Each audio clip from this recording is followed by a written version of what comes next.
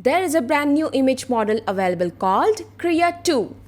In this video, I'll show you exactly how to transfer any style, render complex text perfectly, fix the skin, test different samplers, and create an auto-prompting workflow. So first, you need the Krea 2 Turbo FP8 Scaled model. For the text encoder, use the Qwen VL4B FP8 Scaled model. You also need the Qwen Image VAE. Krea 2 also has a style LoRA library.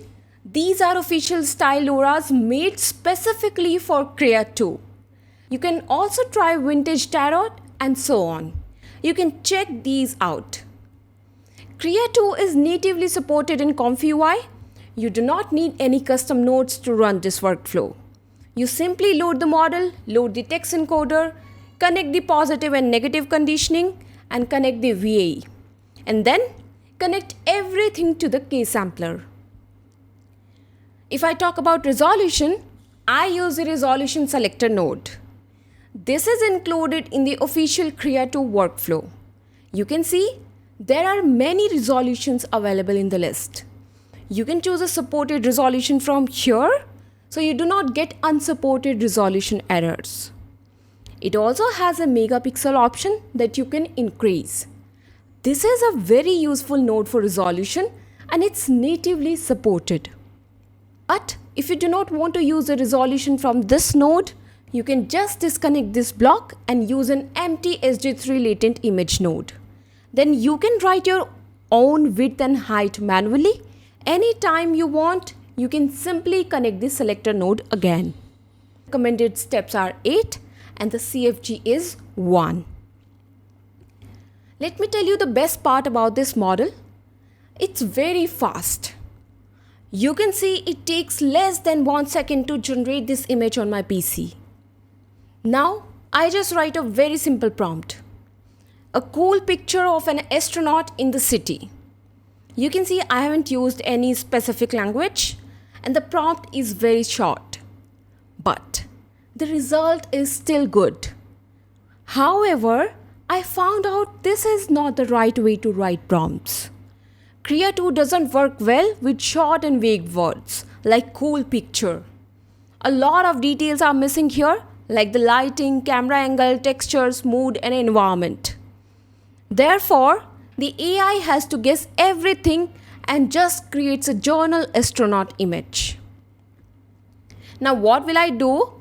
I'll change the prompt.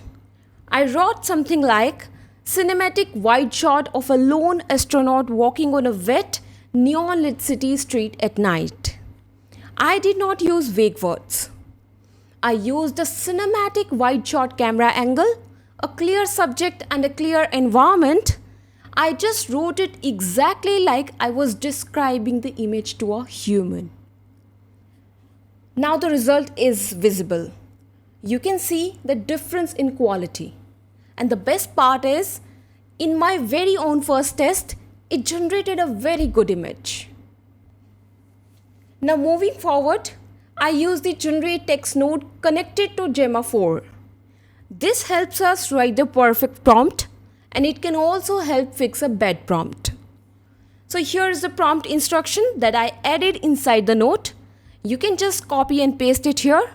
Then you can write your rough prompt. For example, I write, a woman is walking in the city wearing a red dress at night like a cinematic movie scene. I just write exactly what's in my mind. Then Gemma 4 automatically writes the full prompt for me and it perfectly follows the Krea 2 prompt rules. You can see it writes a prompt exactly like this. A solitary woman in a vibrant red dress walks through a wet neon-lit city at night, captured in a dramatic cinematic style. But if I do not like anything in this generated prompt, I can just disconnect it.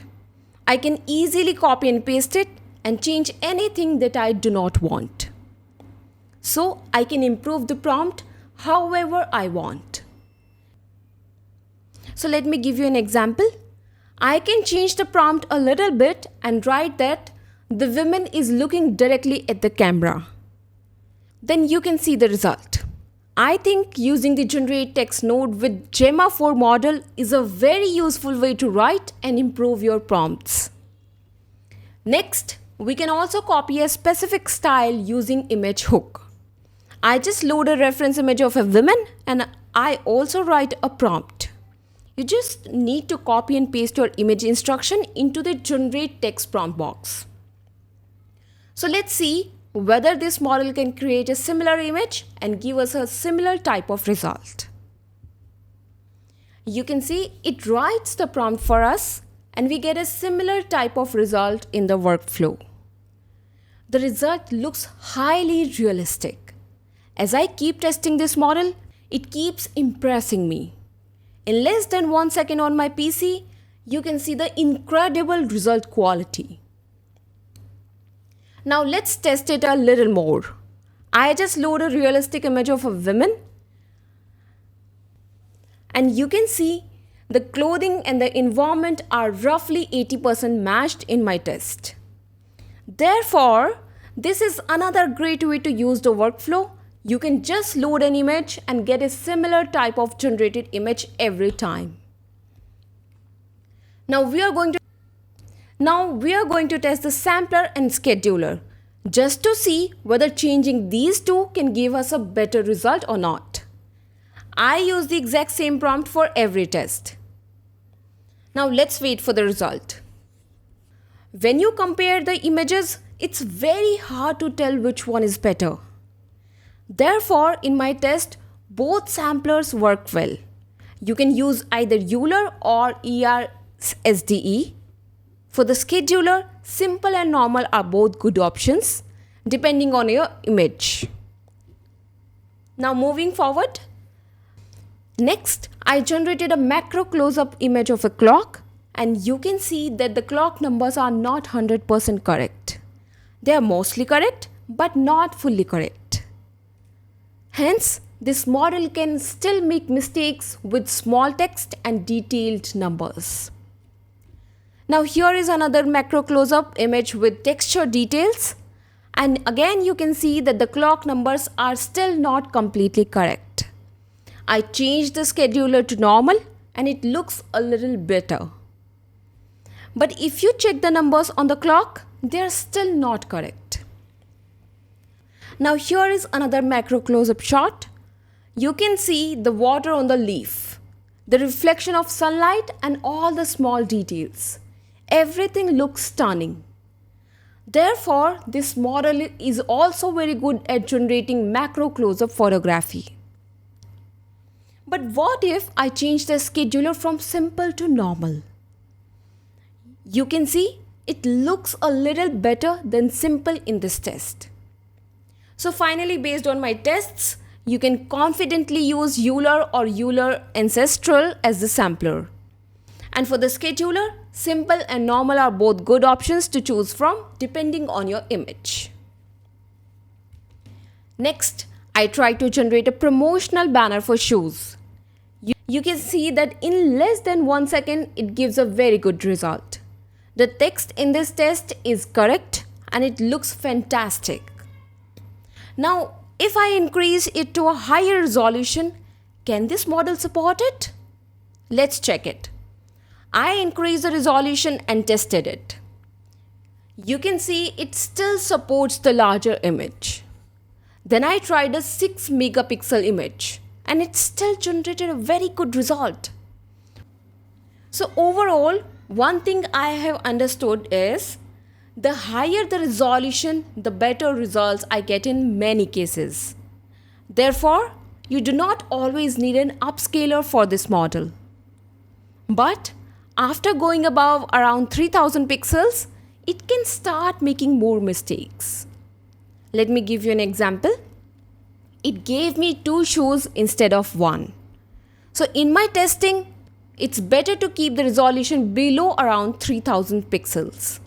Within that range, a higher resolution can give you better results. Now, do you need any upscaler? I don't think you need an upscaler for this model in many cases. It already gives you very good skin quality and good details. But of course, it depends on what final results you need. So I tried to improve the image even more. I added another sampler and adjusted the denoise setting. This is still the turbo model.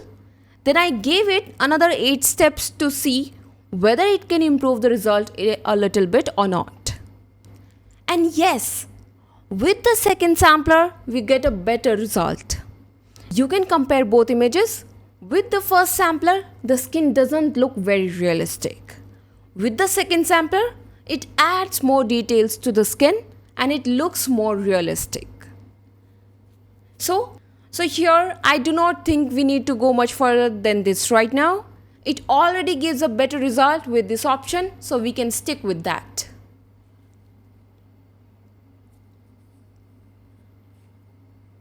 Moving on, another result that I generated was a 3D style animated image. The result looks very good and everything looks correct.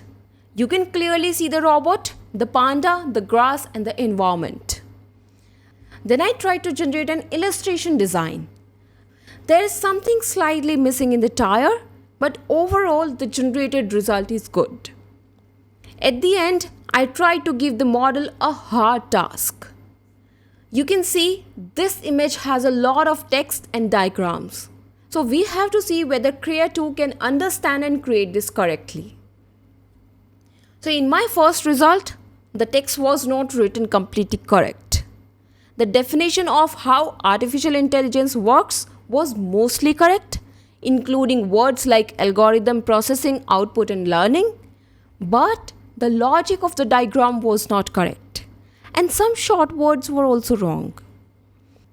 Too much complex text or a highly detailed diagram, it can still make mistakes.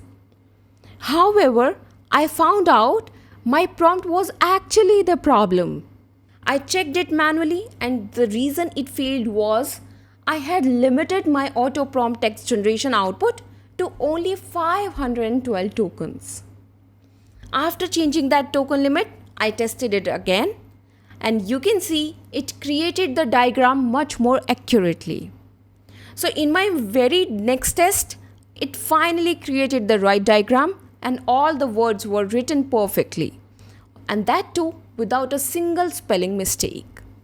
So this is the complete workflow. You can test it out yourself. That's all for today's video. If you like this one, please subscribe to our channel for more content like this. Thank you. Bye-bye.